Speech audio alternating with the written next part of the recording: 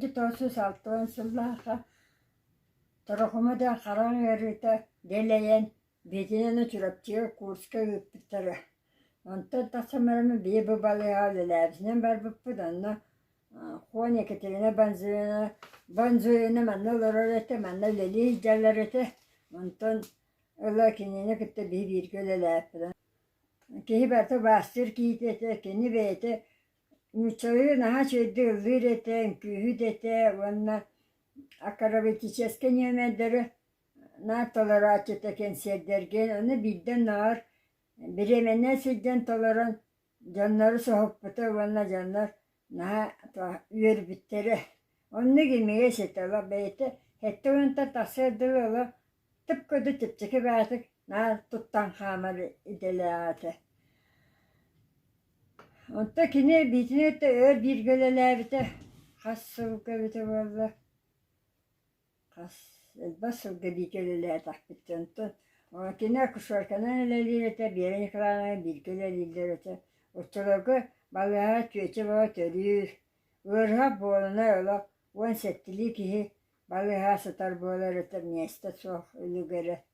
Онны кені түйнері күнестері үледілі, түйечі бала кәден бақойы бала төрір. Онны сайының болағына участақтарға, пермелерге, қасты перменен olur. Canlar onu barıtır. Bıyzapkonunu varallardı satıyor. Kıhım bolağına beklerine at barbalarına onu akkacı toğan katanını bıyzapka varan kellerlerdi. Urup üle cahayt vardı. Nar barı keli üle düğünleri günüsteriyle diye bir kurduk. Onu ben tane masında den soğuk nar üçün satı beklerine kıhının atta Kellerle beraber ete ileriydi, hoşçakaldı. Naha görahan ete dağını, onun naha görahan kudu tuttu. Akaçına bu zapkolar barı keliydi boğular ete. Onunla dağıta törağına çılar, gülbak bağı boğular ete. Yüksüm anı törüller ete. Onunla balığa biter bulağına, hoşçakaldı kipitçi hoğuna, 12 hoğu, odattılar onu. Otta tuspata açık yediğim var böyle. Anne tuttar instrümanlar ispirisinden orgutu. Nar orgutu onu tuttan. Elbette var ispiri oğukka nar orgutan. Onu sisteme böyle ne bileyim kurdu sistem var bata.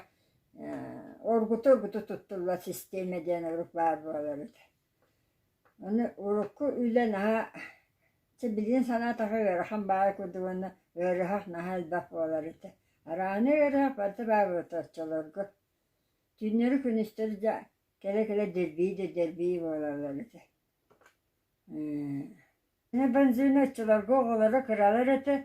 Ona aksıbakka kendi ületiger tohtalı su kuru ülelerdi. O sistemlerge, sıvatinyeklerge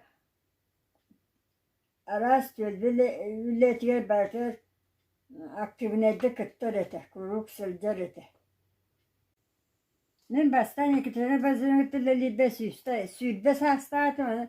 Kini bir yaka kuruk süveyli amalı ülle tuğunan tepsi sılcar boğulara kini vapsının naha elekke sayağız. Kanı bara sağstacını kıttı septi bihen kepseter boğulara. Kini kıttı da lavısırlar bu men naha şöyle sanıbın.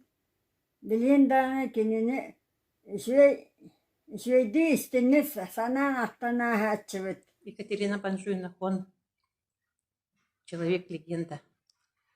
Все об этом знают, все ее уважали и любили, до сих пор ее вспоминают в поселке, как она работала, как она обращалась с детьми. К сожалению, все меньше и меньше людей остается, с кем она работала, с кем она дружила. Но, тем не менее, молодое поколение должно знать о Екатерине Банжуйне. Поэтому вот в день ее столетия мы хотим, чтобы молодежь тоже знала, что в этом поселке жила и работала такая женщина. Я с Екатериной Банжуйной познакомилась в 1971 году, когда я приехала сюда на работу. Она в то время работала Толонском ФАПе была заведующей. Она там была как семейный доктор. И педиатрия на ней была, все прививки, и вызова, и прием, и доставка лекарств. В общем, все на ее было плечах. В то время еще Толон был такой, ну, небольшой сказать, но и не маленький поселок. Для одного работника это было очень сложно работать. Она иногда сюда приезжала к нам за медикаментами или привозила больного, или по каким-то другим делам. Я в то время жила у Анны Николаевны Борисовой на квартире. Она, если с ночевкой приезжала, все время к Екатерине, к Анне Николаевне приходила с ночевкой. И вот мы там от души с ней разговаривали. Она рассказывала о своей работе. И так мы с ней познакомились. Потом в 1972 году она с семьей переезжает сюда. И мы вместе работали в участковой больнице. Я потом начала работать акушеркой, опыта никакого у меня не было. Женщины все рожали здесь почти. Ну, не почти, а все здесь женщины рожали. В то время было родов очень много. Если сложный был случай, я обязательно звала Екатерину Паншуевну. И вот она хоть днем, хоть ночью, она обязательно приходила, никогда не отказывалась и помогала мне и советом, и делом. Она всегда рассказывала мне о своей работе. В то время, послевоенное время, она закончила этот ЯФАШ. ЯФАШ – это якутский якутская фельдшер-акушерская школа. Работала она долгое время акушеркой по участковым больницам. Они часто переезжали с семьей с места на место, поэтому она во многих местах работала. Так. Она рассказывала мне, что я горжусь тем, что я за свои годы работы акушеркой не допустила ни одной материнской смертности. Для меня это было удивительно, что человек в то время без лекарств, без систем, без всяких кровезаменителей, она могла только своими руками и своим помощью спасти женщину. Вообще человек, она мне стала как второй мамой. Все советы, много советов мне дала и по работе, и по жизни. Екатерина Паншуевна сама воспитала 5 детей. Я вот ее сравнивала, как вот курица на сеткой ежи с цыплятами, она вот всех к себе под свое крыло все время держала. Как бы трудно не было в то время воспитывать и растить детей, она вырастила их всех достойными людьми. Екатерина Паншуевна после выхода на пенсию уехала отсюда, уехала к детям, жила в городе Якутске, в Мирном. Но осенью, летом и весной она приезжала сюда, именно чтобы сходить по грибы, по ягоды. И все время мы с ней ходили. Я иногда ленилась, уже говорю: Екатерина, я не пойду сегодня. Ой, завтра я не пойду. Нет, я пойду, обязательно пойду. Для меня это отдушина в лесу побыть на природе. Еще у нее было любимое занятие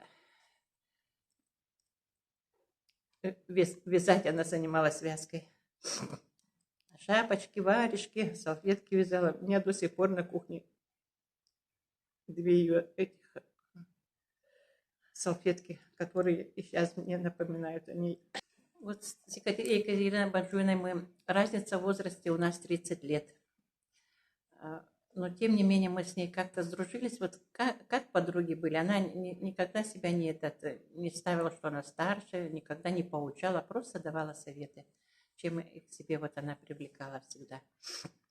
Я еще помню, вот когда такая гостеприимная была, когда к ней не придешь, стол накрыт, вернее, и все, кто заходил, кто выходил, всех принимала, всех чаем поила. И вот это тоже она как-то мне, как бы дала совет, что ли, или не навязчиво, но тем не менее, что человек, если зашел в дом, ты должен его напоить чаем. Это такая традиция. Вот. все время она вот как рассказывала про свою работе, что они, как она в послевоенное время жила. Ну, люди жили по Аласам же в то время, и вот транспорта не было. Пешком они ходили по зиме, в холод и в дождь, и в слякоть на вызова из Аласа в Алас. Вообще это нашему уму, конечно, непостижимо, но тем не менее, вот такие люди прошли через все. У них слишком большая закалка. И о том, что она вот так быстро, вот роды, иногда рассказывала, что были такие роды сложные. Я одна, говорит, на участке или там дома принимала роды. И вот если у женщины там кровотечение, ну вот как она быстро все это делала, еще шприц набирала, быстро препараты вводила. Вот, ну, в общем, это казалось вот на грани фантастики, но тем не менее вот так она работала. И, видимо, ну, не одна в то время она так работала. Было такое время тяжелое. Вот. Ну, а так мы с ней вот, она была для меня и мамой, и подругой, и наставником. В то время действительно как-то было вот наставничество очень развито. Говорили, что вот старшее поколение должно помогать молодым, и никто никогда не отказывался в помощи. И как-то мы воспринимали это как должное. Вот меня наставник вот научила, я так должна сделать. Yeah. Ну вот вообще говорят, что благодарность нельзя купить, благодарность надо заработать. Я абсолютно с этим согласна. Это очень подходит Екатерине Банжульне. Вот. До сих пор я думаю, что вот и взрослое население, кто еще ее помнит, вот детям своим рассказывает, что была такая фельдшер. Вот Екатерина Банжульна, имени Екатерины Банжульны названа участковая больница. Я была такая довольная. Я думаю, что коллектив участковой больницы не подведет и будут все брать, ну, трудиться так, как она. Вот. А сейчас я думаю, вот была бы Екатерина Банжульна рядом, обняла бы, поцеловала, сказала бы большие слова благодарности.